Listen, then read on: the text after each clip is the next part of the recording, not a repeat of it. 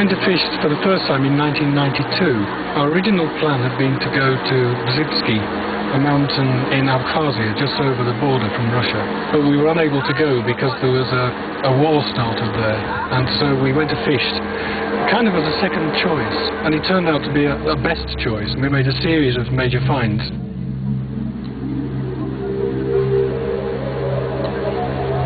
Fisht Mountain is in the Russian Caucasus range.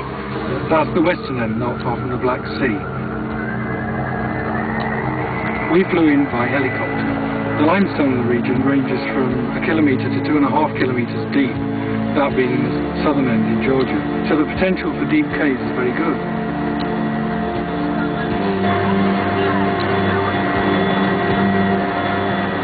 There are 4 known major caves on this side of Fisht Mountain, and they're all more than 400 metres deep.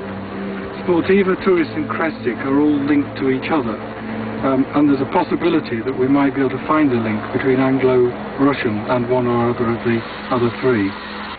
We've brought along single rope technique and the equipment that you need in order to do it. On the other hand, the Russians have provided access to us by organising the transport and all the rest of it to get to the location here.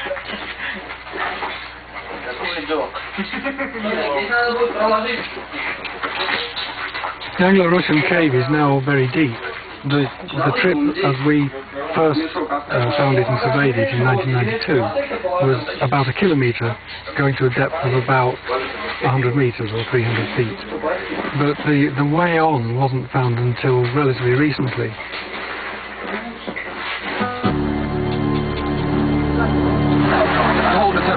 The tent had to blow down, the wind take that away another side. Why?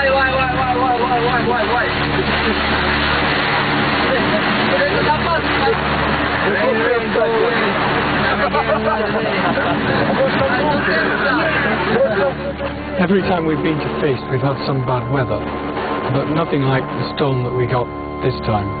It built up during the course of a day and became, well, extremely severe, and it seemed as though it just was going to get worse and worse.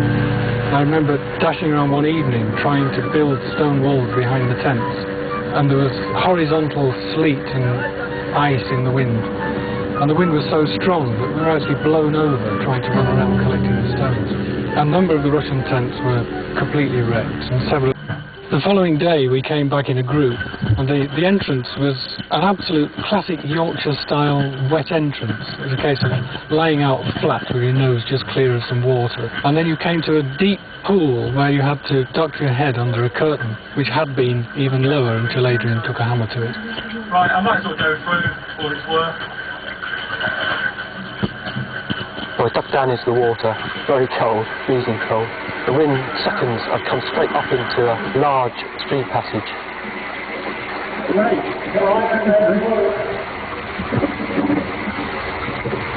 And I could see up ahead what looked like really nice formations, just going off into the distance. I thought, this is it, you know, this is why I go caving, really.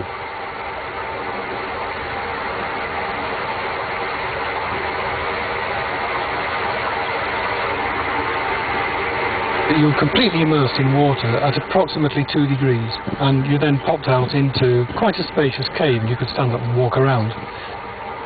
We followed up the stream to discover the kind of cave that you dream of finding, just full of stalactites and stalagmites. The passage was absolutely amazing. 3-4 foot long straws hanging down from the ceiling. Beautiful calcited walls that glisten, you know, when you shine your light on them. Stale bosses, everything the caver could really want, really, from finding a new cave.